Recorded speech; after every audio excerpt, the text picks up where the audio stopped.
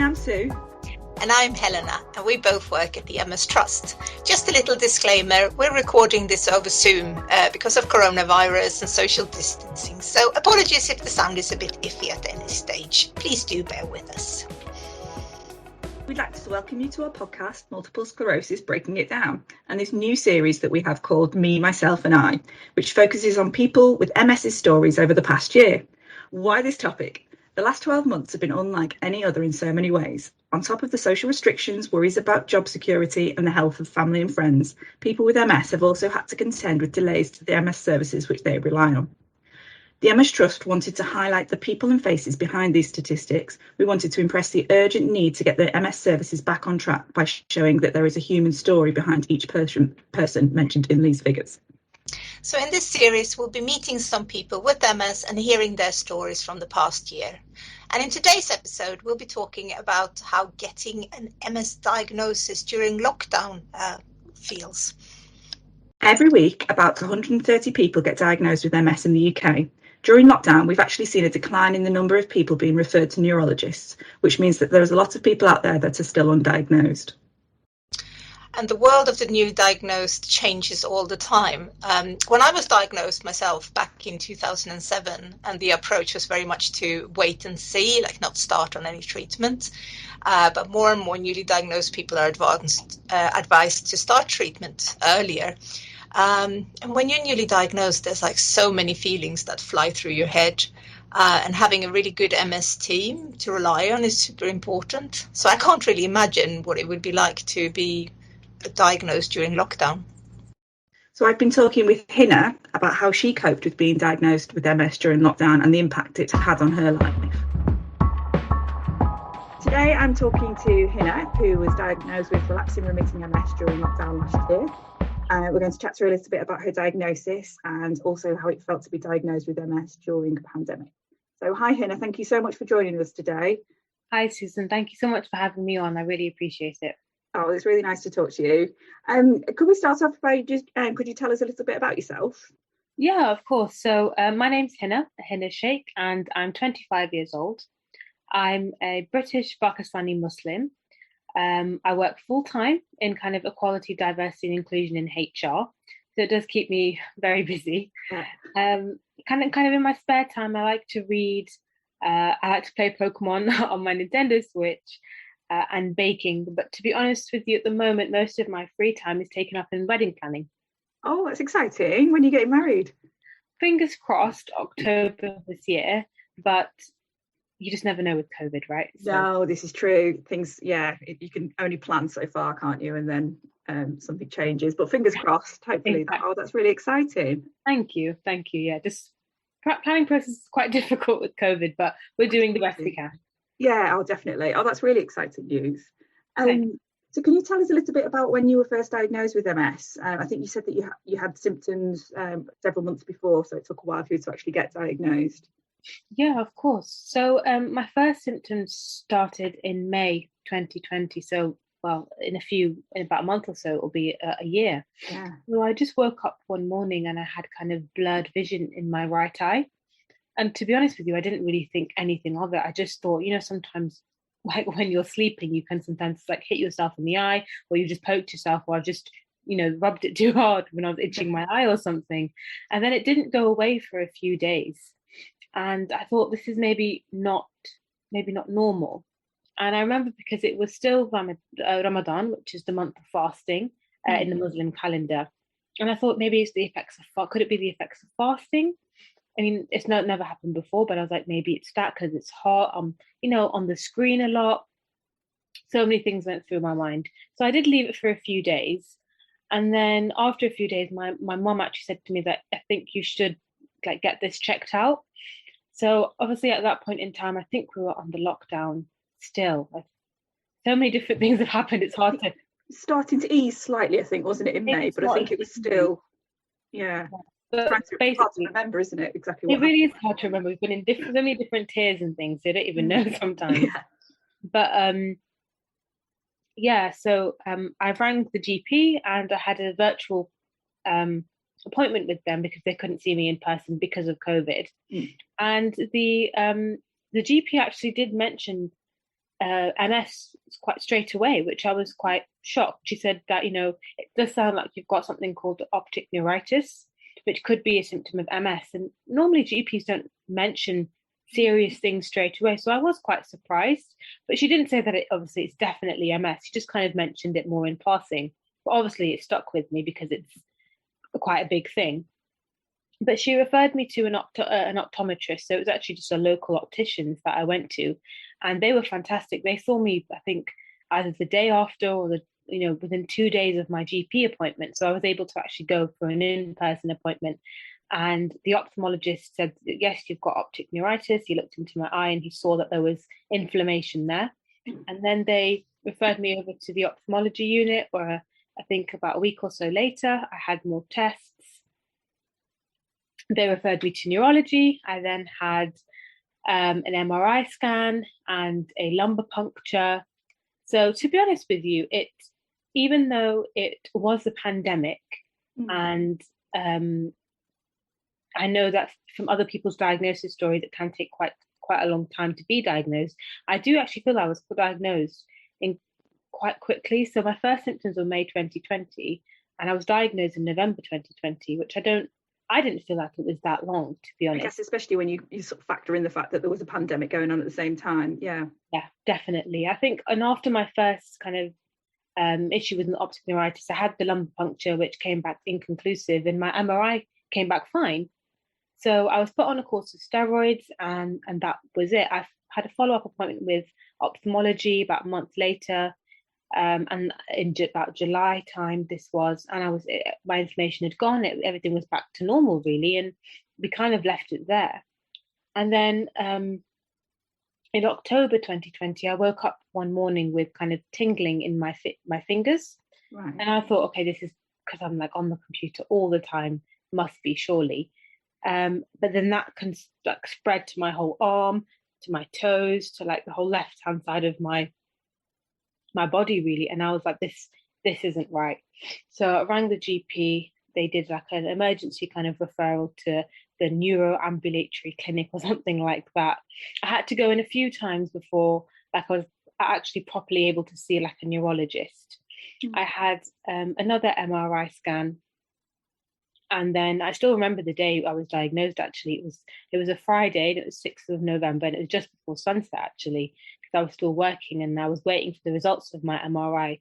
And the neurologist rang me and said, you've got lesions in kind of the spinal cord, and what we're telling you is basically you've got multiple sclerosis. And it was quite surreal getting that information over the phone. Yeah, I bet that must be quite difficult. It was, yeah. How did you feel? Did you kind of take it all in when they told you that, or did you have lots of questions and then speak to them again, or how did that sort of time feel? Honestly, sometimes it still feels like still a little bit of a blur, because I still feel like it wasn't that long ago.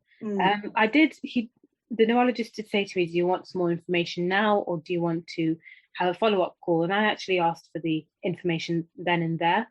And it actually just so happened that my mum happened to be in the room with me at that time as well. I think she just walked in. And so I asked some questions about kind of treatments, and he was like, look, we'll need to have kind of follow-up appointments and things like that. And then he put the phone down, and then I just remember kind of looking at my mum. She was really like upset, trying to stay strong, not break down. Then I just broke down into a bit of a ball, and she just kind of hugged me whilst I cried, really. And I think in that moment, I was just like, I couldn't really believe it, that what he had said to me on the phone, that I had multiple sclerosis, because when the GP first mentioned it back in May, I had done some research, but then when my MRI came out clear, I was like, oh, okay, this is maybe just like a blip, or too much screen time or something.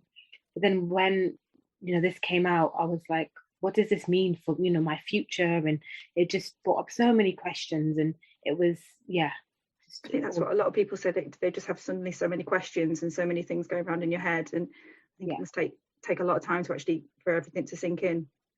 Yeah, sometimes I still feel it hasn't sunk in, to be honest. I'd imagine, yeah, absolutely. So how are you now? What sort of symptoms do you live with on a daily basis at the moment? So I still actually, even though I did have a course of steroids to help with the kind of numbness in my kind of left hand side of my body. It's gone for most of my body now, that's fine, but I still don't have, it's very difficult to explain, but I still don't have the full kind of sensory touches in my fingers. I really don't know how to explain it. It's really strange, but like it basically just doesn't feel the same as my right hand. So my left hand, when I even just press my fingers together, they still feel a little bit numb. Okay. Even after the steroids, and now I'm on a disease modifying therapy, they still don't feel 100% right. So that's kind of one symptom I have at the moment. I get fatigue is quite difficult, and I never really understood what fatigue was until I was diagnosed. So I have friends who have different kind of chronic illnesses, and they've tried to explain fatigue, and I think explanations can only take you so far sometimes. Yeah, we hear a lot of that people kind of say that you can't understand fatigue unless you've got it. Then you understand it. You hit the nail on the head. It really is the case of like you have to almost experience it. And it is sometimes, it does feel like you have been hit by a bus sometimes, even, when you wake up in the morning or even at the end of a long working day. I feel like working before I could do it quite easily. And now I feel like it does take a lot more time and energy, I would say, and especially because I'm in kind of equality, diversity and inclusion work. I am so I'm still learning about kind of disabilities and where that fits in with that, how I can be a better advocate as well, because kind of the area I look at is more so to do with kind of of race and ethnicity, but it's made me really aware about obviously the intersections with disability and just disability issues in general, and how and I'm also a bit like ashamed that I've never actually really, whilst I've been aware of the issues that people from the disabled community face, I haven't necessarily looked into it as much as I perhaps should have until my own diagnosis, and I became part of that community. So that's also been another kind of eye-opening experience. But sorry, kind of gone off on track there. Not at all. Fatigue and I really struggle with memory loss, which for me is quite difficult because my memory is generally very good.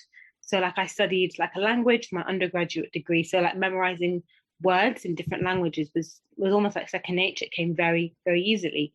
Memory is not so great now, which is I find difficult, especially with my job is very, very, it's very busy, it's very hectic. I need to retain a lot of information. And sometimes I get frustrated with myself that I can't do that. And I think I'm still in some ways coming to terms with my diagnosis. It's been maybe 5 months or so, 4 or 5 months. Yeah, it must be about that, isn't it? Yeah, I think so. So I still think sometimes low mood still does get me down with things, and even just sometimes taking hot showers, I sometimes get really tingly limbs. That's something that I've been noticing more recently. Or I will do something like the other day I was helping mum in the garden, just kind of like picking out some weeds, and afterwards my hands were so tingly. So there's some really I'm still learning about all the different effects. That's what's on the list so far. I bet, yeah. Well, that's what everybody says, and it's difficult because everybody kind of experiences different symptoms. There's no two people that experience the same, so you can't sort of meet somebody with MS and they say this is how it is, because it will be different for them than it is for you. 100%. Yeah, very, very difficult to get your head around. It is. Yeah. You spoke a little bit about work then. That was that a new job you started? Was it not long after your diagnosis? So how was that then, starting a new job, A, in lockdown, which isn't easy, and B, having just had a diagnosis? That must have been quite stressful. It was. I won't lie. So actually, I was already in the organisation itself. I just moved departments into a new role. It was quite a significant step up from where I was before. And then I started that job, kind of end of September, really. And then about a month or so later came my diagnosis. And I was really concerned because the nature of my role and how much work I know that I have to do. And there's just stresses that can come with it, because the type of work that I do is inextricably linked to my own identity as a kind of South Asian woman. So that's, taxing emotionally, aside from kind of any other kind of parts of the job. So I was really concerned about my ability to actually continue and complete, even though I'd only been in the job for about a month. But I was really upfront with my manager, and she was actually really supportive and really great. And occupational health already kind of had my information on file, because when I had my optic neuritis again at that point, I did speak to my manager, and again she was absolutely fantastic, was really great at just getting a referral in to see if there's any adjustments I needed. And the same happened after my diagnosis, and even with kind of attending appointments and whatnot, my manager has been really good and supportive with that. Oh, that's really good. Really good to hear. Looking at kind of lockdown in general, if you like, a lot of people found it to be a really negative experience. I can't imagine you found it as a great experience having had your diagnosis, but what would you say were the hardest parts of lockdown for you? I think so I mentioned that Ramadan, the month of fasting in the kind of Muslim calendar, came in lockdown last year, and even this year will be certain restrictions. And I think that was an interesting experience, to say the least, because Ramadan is normally a time for kind of community. We'll pray kind of nightly prayers at the mosque, or you'll go and break the fast in the evening with friends and family, and that just was all gone last year. So I think that was a really different experience. Whilst it was nice and to be able to spend time at home with family, I think that element was missing. And then obviously Eid, which is a celebration to mark the end of Ramadan, which again is a time for community and family, we just couldn't go and celebrate with our family, especially because we live near from them. So it wasn't even a case we can just like pop round and wave to them from the car or something, because we do live quite far away. But in the same kind of breath, I would say that I do feel really lucky that I have the kind of job that does allow me to work from home. Because I'm massively aware that there are so many people who still had to work are still working throughout this pandemic. So I felt very lucky that I was able to be at home for that period, especially when I had my optic neuritis and my diagnosis, that I could work from home, because that does provide a lot more flexibility, I think, than if we'd been in the office and in quote unquote normal working environment. And I think other things, again, not being able to see my friends, I think that's another difficult one. Again, because we all live in different places in the UK, so just not being able to see them. But at the same time, grateful for technology and what that's brought. Where would we be without Zoom? Where would we be? Honestly, I don't think we wouldn't be here for the conversation probably. Exactly. But, it's that, I found difficult. What else? I guess I think not being able to see my grandma. I think I find that really difficult, because she's quite far away from us, and we do worry just about her, even though she has family nearby. Not being able to see her, and especially as she is and she's elderly now, and just being able to spend that time with her, and even just I think motivation sometimes with work can be quite difficult as well. Has been difficult in lockdown. Sometimes you're really kind of on it and everything's fine, and sometimes you're like, we're in a pandemic. We'll just take the foot off the pedal a little bit. It's not sometimes hits you, doesn't it? Yeah, it really does hit you. It's actually not that deep. Like we are in a pandemic at the end of the day. Give yourself a break. So sometimes going easy on yourself a little bit. So I'm generally a positive person, so I try and see the positive side of things. Of course, the pandemic is terrible, and in the UK we've not necessarily, to put it lightly, we've not dealt with COVID in the way that we necessarily should, but whilst there has been some real challenges, I do feel very grateful that I have a separate space where I can work. I have a garden I can go and relax in. So I feel like, I do feel just very, very privileged and very, very grateful that there are so many things that have helped me through lockdown, which just isn't the case for other people. That's a really nice answer, because I was going to ask you if you've seen any positives to lockdown, which a lot of people just say no, they can't. But even just your positivity towards the end of that question is really refreshing. Thank you. I mean, are there any specific positives that you've seen, or Is it more kind of the general sense that you were just saying, that you actually had the time to work from home and that kind of thing? I think, yeah, definitely, like I mentioned, the working from home, technology. I think it's taught us that we can work from home. I think some people's roles think, oh, we can't do these things from home. Well, I think this has taught us that we can. And in the sector that I'm in, I think it's also potentially helped with accessibility for lots of different people. I think before, when we were in a case of, well, we can't do these things and because of resourcing, we don't have that kind of technological knowledge to move things online. Well, now we have, and I think and I hope that this is going to set a precedent for how we do things kind of moving forward in the future, and it can be generally accessible. Yeah, definitely. I think even in the MS sector, sort of nurses have talked about how hopefully they'll continue things like online consultations where necessary, because it helps people that aren't necessarily as can't get out as easily to access the services. So there's definitely been learnings from it, I think, across all the sectors, which I think is a really positive thing, isn't it? 100%. And I think other kind of positives of lockdown, I'd say I've just really appreciated where I live more. I live near a canal, which is, again, feels so grateful to live near like nature and be able to just go on a walk and get away from kind of just work and a screen and just literally see like something about being by water I find really calming, and just being seeing the change in the seasons as well, because it's those little things that we don't often stop to appreciate. And I think we've seen that, and I've really noticed that even like spring's like one of my favorite is my favorite season, and just noticing like my neighbor's tree has kind of the cherry blossoms have come out again this week, and I was like, oh, I remember that happened last year, but normally I would never really notice that.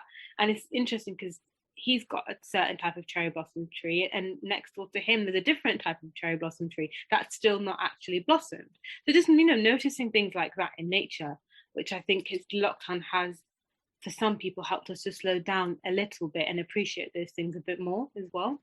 Definitely. Yeah, I remember sort of noticing the daffodils coming up a bit more this year, thinking, oh, spring is coming, it's coming.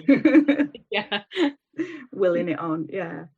And hopefully, if we're looking forward to a lockdown-free future, fingers crossed, are there any things that you're looking forward to about getting back to normal? Are there any things that concern you about it? Because I think some people have spoken that actually the reality of going back to work and things like that are actually quite daunting. So I wondered if there's what you're looking forward to and what you might be slightly concerned about, especially now you've got your new diagnosis. I think what I'm looking forward to getting back to in normal life, well, I guess we don't really know what the new normal is going to look like. But anyway, I'm looking forward to seeing my family, going to visit my grandma and see my cousins and my uncles and my aunties. I'm also looking forward to seeing my fiance. So I haven't seen him in months. So I'm really looking forward to just seeing him and spending time with him. And I'm also looking forward to seeing my friends, going out with them and just, maybe taking a road trip through Yorkshire or something. Just actually seeing people in person and not through a screen is one of the things I'm looking forward to. I do have obviously hesitations about returning to the world, as it were, but I think I'm still going to kind of be cautious and take precautions, and I think kind of mask wearing and extra hand washing will be something that I do for a long time. But whilst I do have my reservations and my fears about the mass exodus out to the outside world, I think I'm just going to take a balanced approach. But yeah, just really looking forward to being able to see my family, fiance and my friends, really. Yeah. Just to be on the safe side for longer, and even if the government guidelines aren't recommending those things, I think even kind of personally I always tend to kind of err on the side of caution a little bit. And even kind of with my own wedding, I think just some people they come up and hug kind of the bride and groom, right? And I'm just like, I don't know how I feel about so many people coming to hug me, for example, like when it comes to hopefully, fingers crossed, October, because that's so many different people. And before, again, we never even... You wouldn't have thought about it, would you? Yeah, right? Yeah. We just couldn't even think about it. But now I'm just like, oh, don't necessarily know if I want people to hug me, or just a group virtual hug, or yeah, something like that. So it's like really made me think about different things. But I am looking forward to just, sitting, as kind of, silly as it may sound, but just sitting in a cafe and having some tea and a cake. Sounds silly. That sounds lovely. Yeah, and just being able to do something like that, or just go for, an afternoon tea, or just kind of those normal things, to be honest. Even if it means having to wear a mask, I'm totally okay with that. Yeah. Well, thank you so much for talking to us, Hina. It's been really nice chatting to you. I think your the things that you've said all really resonate with a lot of people who've got MS or who've been diagnosed with MS recently. So I think, and it's a really great way to raise awareness as well of the condition. So yeah, I really appreciate your time, and do stay in touch with us. I will. Thank you so much for having me on. It's been honestly such a pleasure. Oh, thank you, Hina. Thanks. Now, if this was a commercial podcast, here's where there would be an advert. But we're a charity, so we don't do that. So instead, we'd like to take this opportunity to tell you about our fantastic resources for people with MS. Our website, mstrust.org.uk, has tons of information and resources for people affected by MS. And if you're newly diagnosed and want to find out more about MS, there's a whole section on our website called Newly Diagnosed. You can also order or download our Making Sense of MS resource, which is completely dedicated to people recently diagnosed. Now we're going to talk to Blaine, who also was diagnosed during lockdown. So hi everyone, today I'm talking to Blaine, who was diagnosed with relapsing remitting MS last year. We're here to chat to her a little bit today about how that felt and also how the lockdown impacted on that diagnosis. So hi Blaine, thanks for joining us today. Hi. It's really great to chat with you. Could we start off by, could you just tell us a little bit about yourself? Yeah, so I am 32. I have got 4 children, 2 boys, 2 girls. Eldest 13, youngest 3, nearly 4. I did childminding on and off, obviously in between the children, for nearly 11 years. I live with my partner Kyle. He's a plasterer, and I stopped childminding in October, and that was obviously following going through all my diagnosis and everything back in April. So yeah, I'm not doing anything at the moment, which I'm not used to. I heard that's the thing, isn't it, when you're used to sort of working full time, and the change is quite difficult. Yeah, it is. So you mentioned that you were diagnosed last April, and so almost just after the lockdown started. Yeah. It must have been really difficult. Can you tell us a little bit about the diagnosis, sort of what symptoms led you to? I literally woke up one morning, and from my rib cage down to my toes, I couldn't feel anything, all the way front and back. When I say I couldn't feel it to touch. So it was like everything had just gone numb. So I could still walk, and it was really strange because I'd go onto cold tiles at home, and it'd feel on the bottom of my foot like it was burned. I was stood on burning coal, but to touch I couldn't feel anything. So wearing shorts or something, it felt really strange. I rang my doctors. Obviously it was in lockdown, so I couldn't see them, so it was all phone calls, and I just sort of got told, it's probably a trapped nerve, don't worry. And about a week later I rang them again and said it's still I can't feel it, and they said, not to worry, I think it sounds like a trapped nerve, try and take some tablets, see how you get on. And then it was a couple of days later and it was still exactly the same. I thought, this has gone on far too long now. Ran the doctors again and spoke to a different doctor, and she said, this isn't a trapped nerve, this isn't normal. I'm going to send you to a neurologist, refer you to a neurologist. I said, okay. Had my phone call with the neurologist only a few days later. They, giving it lockdown was brilliant. And he said, I'm going to book you for an MRI. Never had an MRI. So I was like, okay. I went in on the Monday following for that, 2:00, had my MRI, came home, And then literally on the Tuesday morning at 10 o'clock, I had a phone call from the neurologist secretary saying he'd like to see you today.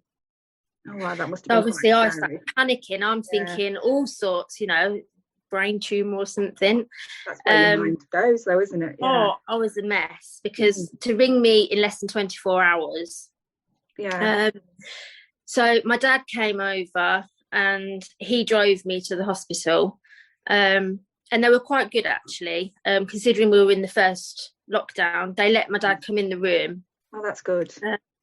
Which was great. And, he's pulling up all these images of your MRI on the screen. And I'm thinking worst case scenarios. And he said, I think this is MS. You've got several lesions in your brain. And he was showing us all the images. I didn't really know what I was looking at. And then he said, we need to do another MRI in a couple of months, but I want to do it on your spine as well, because apparently you can get it in the spine. So, okay, came away. And I was actually it sounds silly, but I was actually quite relieved, him telling me I'd got MS and not, what I was thinking. Yeah. But I didn't know a lot about MS. So I wasn't, I was almost excited for something that I didn't even know anything about. You knew nothing about MS before you diagnosed? No, I mean, I'd heard of it, but I didn't know to what extent it meant. So I was like, oh, it's only MS, it's fine. Went on and got given a MS nurse appointment, went through all of that, different treatment plans. Then I had the phone as well, then, the MS nurse? My first appointment actually was a face-to-face they gave me in the hospital. So this was all still during the first lockdown. And they were lovely. Obviously got a bit emotional because at that point she's talking you through what it means, and obviously I didn't really know what it meant to start with.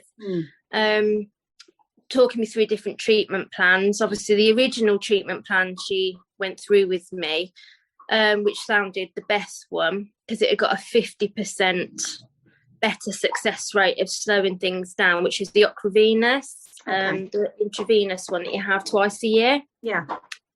And she said, unfortunately, because of COVID, we're not offering that for new patients.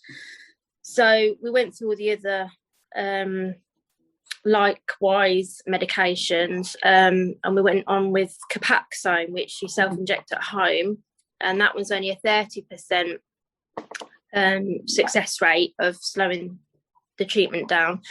So we went with that one. I then had my next MRI, which was the contrast, and this one I had on the brain and the spine. And I got those results back, and something to do with the dye that they put in you, it lightens everything up. Oh yeah. And unfortunately it showed, I'd got several lesions at my spine, and obviously it showed the ones that we originally already knew about in the brain as well. Yeah. I haven't spoken to my neurologist since that. So I've had lots of questions that I sort of got still to ask, because obviously the first thing that you worry about is obviously if they're in the spine, how long does that mean before I could end up in a wheelchair? I have since found like the MS Trust and the MS Facebook groups, and you see a lot of people commenting on there, and I've actually since learned through other routes that it's not always about just having them in your spine means it will disable you. You could have literally one lesion in the wrong place, or you could have sort of 50 lesions and still be perfectly fine. But yeah, I've not seen my neurologist since. So it was brilliant at the beginning. I'm due another MRI and phone call at some point this year. But obviously because of lockdown, everything's just sort of, you get told. And yeah, I mean, that must be so hard. I was just thinking, if you do have questions, I don't know if you've tried our inquiry service. They might be able to answer some of your questions while you're waiting to see you. Yeah, well, I've spoken to my MS nurse because good. they're brilliant.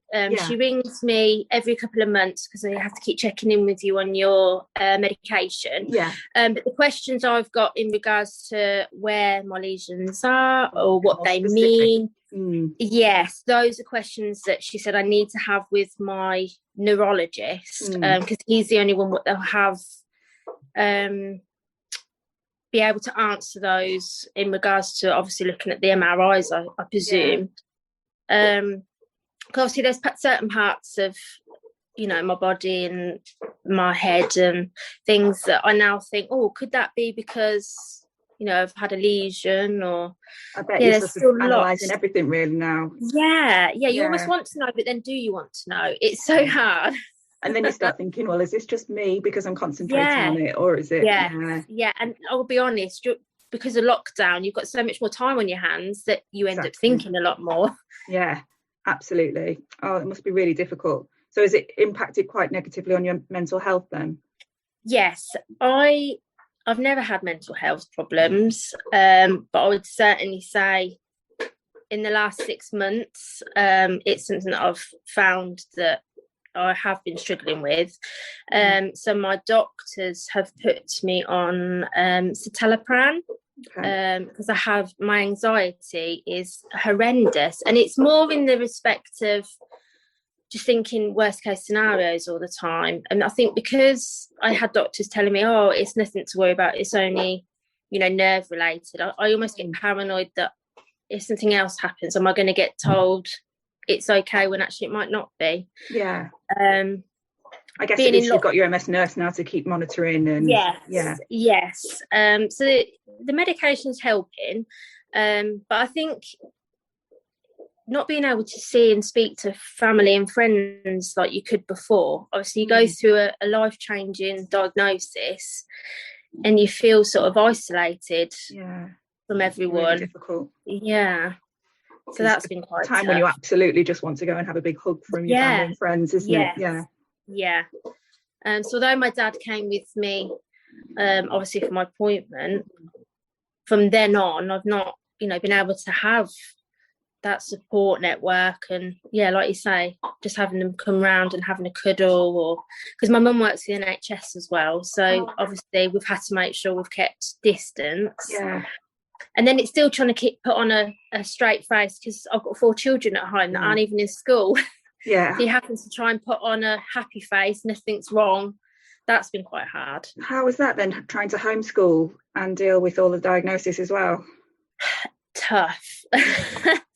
I had 2 children that I had to homeschool, and I didn't have a diagnosis to deal with, so I can only begin to imagine. So we've got 3 that are school age. Our eldest, he was in year 7, new school, and he dealt with it so well. You know, he'd be upstairs on his Chromebook doing all of his lessons, no problem. The youngest of the school ages was 6. So his schoolwork wasn't too hard, to be fair, because they're still in that age of it's still, you know, learning to replay.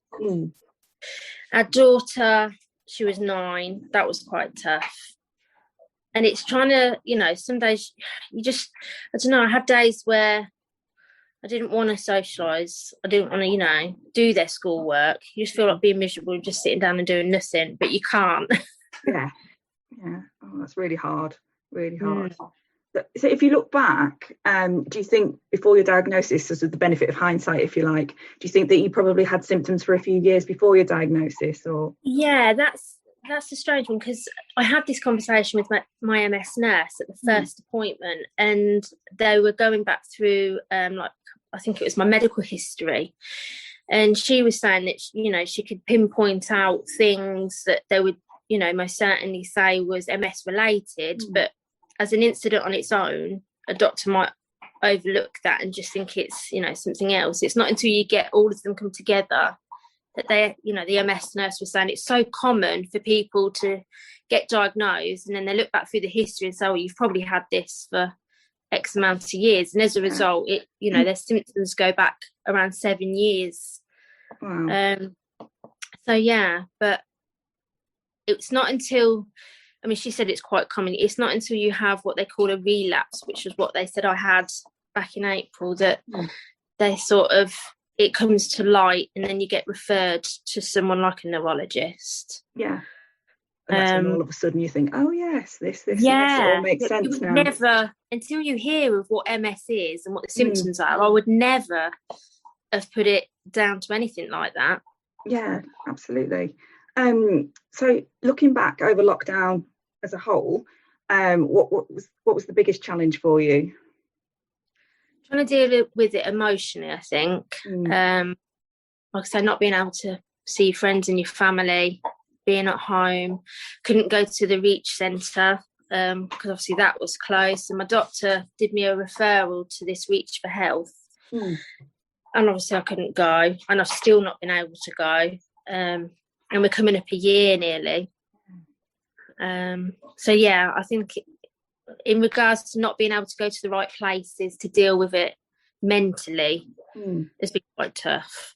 Do you think you suffered more physically because of the lockdown? Do you think there's anything that... Yeah, so I've been suffering quite a lot with my legs. So since obviously I lost the sensation down my leg, all of that came back, but it's almost like my legs have gone really weak. And whereas I used to be able to go on, long walks with my friends, now I struggle just doing a couple of laps around our little village. And that's where the doctor obviously said that the Reach for Health Centre would be good, but obviously that's closed. I try and get out as much as possible, but when you're meant to be shielding and then you've got 4 children that are at home and you've got a homeschool, it's trying to fit everything in. It's difficult. So whether I could say that's solely because of lockdown or a mixture of things, it's not helped, definitely. Yeah. This might seem a strange question, but do you think there's any positives that you can take from the last 12 months as a result of lockdown or the diagnosis? Or I think the main positive I could take is that we could, as a family, lock the door and we're all at home. I'm quite grateful for spending that time with just the 6 of us and the children at home, especially last summer. It was nice to be out in the garden. Felt different, didn't it, the lockdown in the summer to the winter? It did, yes. Yeah. And as much as I missed, obviously, that connection of being able to see friends and family and going to the places I needed to get help, some days it was just nice to be able to keep yourself locked in the door at home. Lock with the yourself. world away. Yeah, I can imagine. Yeah.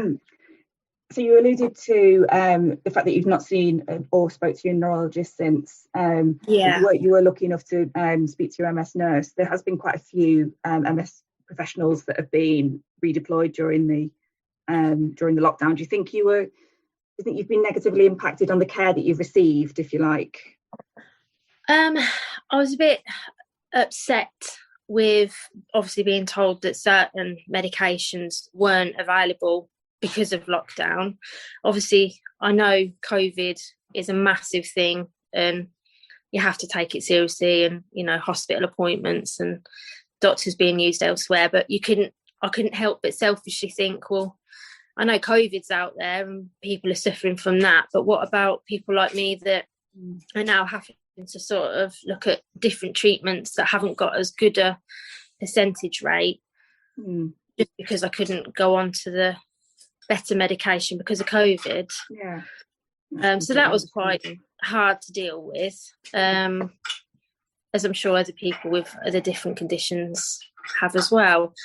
A lot of appointments obviously have been done over the phone rather than the face-to-face. How have you found the phone calls appointments? Have they been useful, or would you prefer them to be face-to-face? Or now Zoom has come about, it's not so bad, but obviously during the first lockdown there wasn't a lot of Zoom at all. So all my phone calls were just phone calls, and sometimes it's nice to put a name to a face.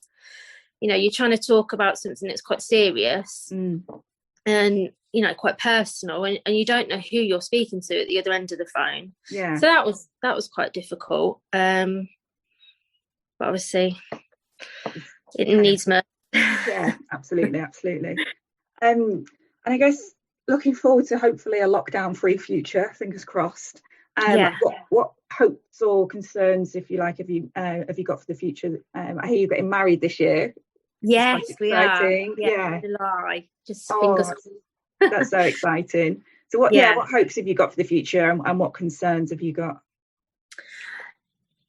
One of the concerns I'd say is getting back out there, putting on a big smile. back to reality, I suppose.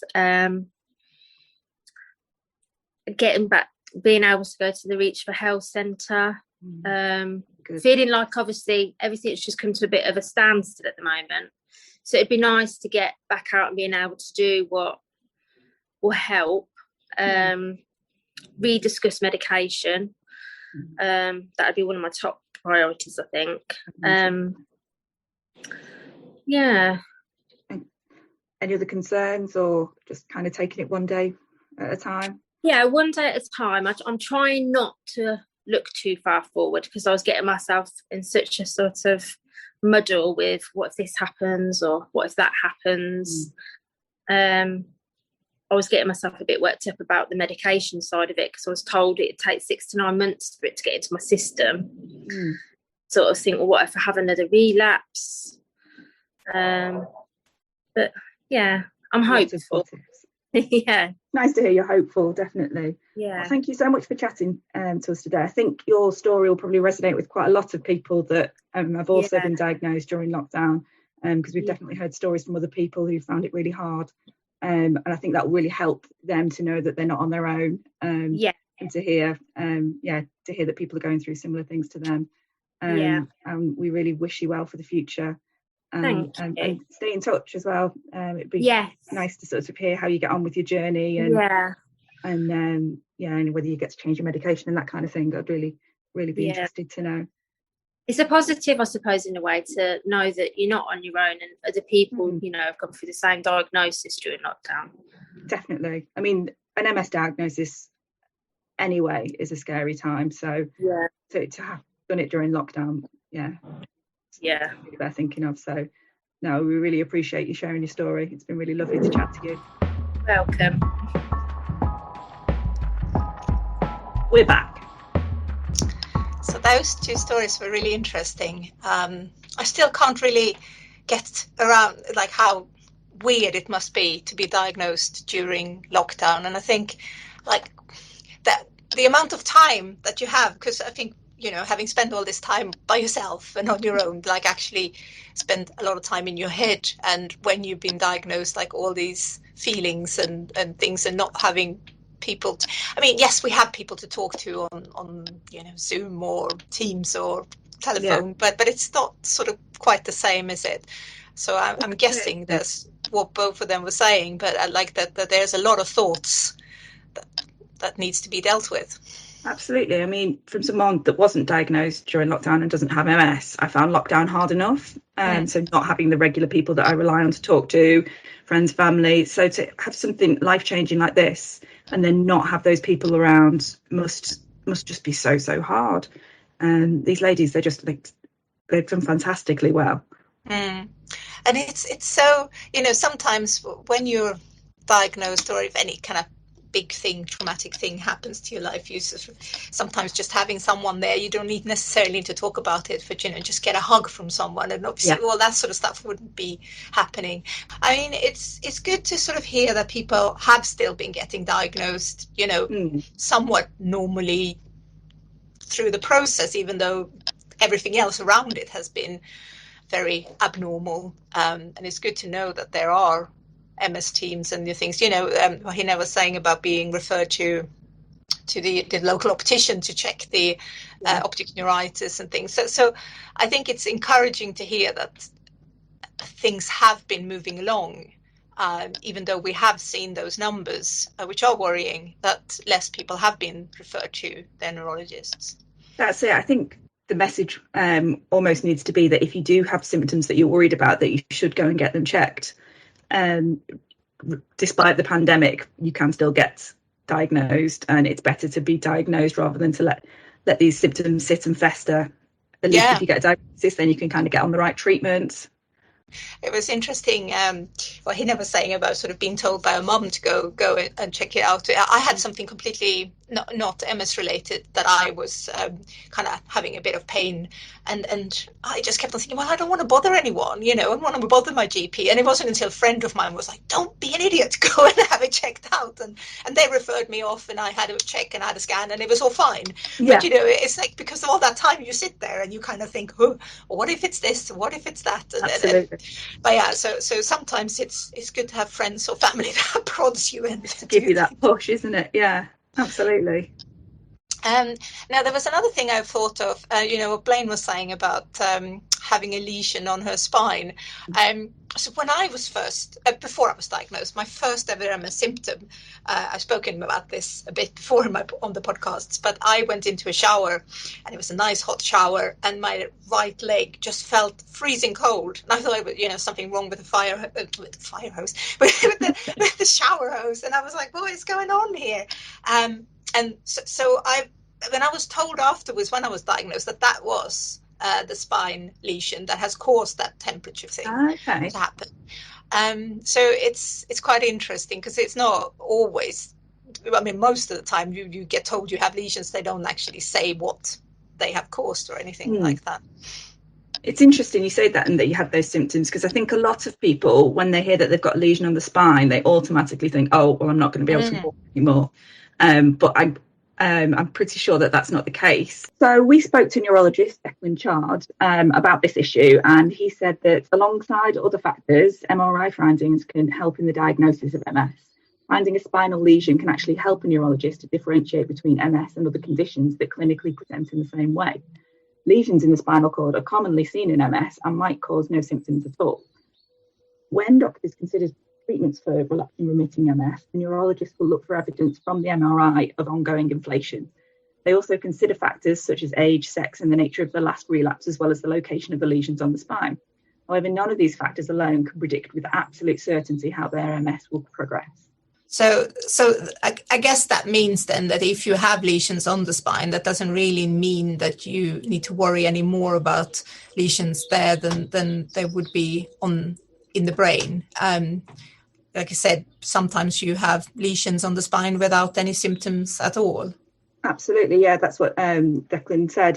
That they can cause no symptoms at all, and even if there is a lesion on the spine, they still can't tell with any absolute certainty exactly how your MS will progress.